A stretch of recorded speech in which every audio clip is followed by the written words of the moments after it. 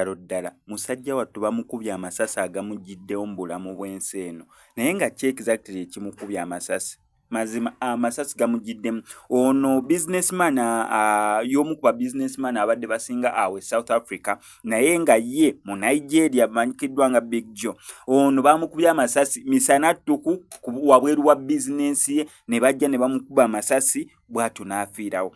Aba South Africa beekyeyongerera ddala okubeera nga beekalakaasa baneeno nga tebeekalakaasa olw'ensonga yonna oba nti tebalina mirimu oba bannange gavumenti oba bannange kinedda bonna nga obalaba abeeyiye ku nguudo beekalakaasa olw'ensonga nti tebakyayagala baddugavu bannaabwe ba Africa bannaabwe okubeera mu nsi yabwe. Imagine ffenna tuli Bafirika tuli baddugavu naye bo bagamba nedda ensi yaffe tetugyagalamu muddugavu n'omu. Ate nga South Africa obutagijjaako credit yaayo ezimu ku developed African countries zetubadde tulinawo naye bineeno byonna ebigenda mu maaso bigenda kweyongera okubeera nga bizisuula.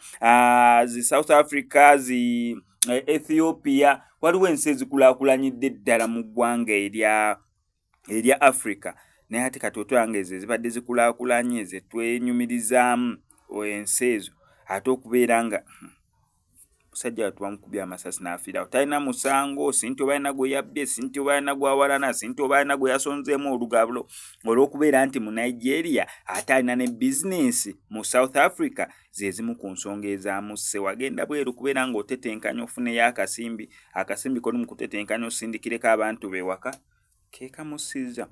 Enda sigala nkuleetera updates gwe kyonna okola subscribinga nyiga notification bell eyo ebisigadde obitulekere. Kitalo nnyo kitalo ddala.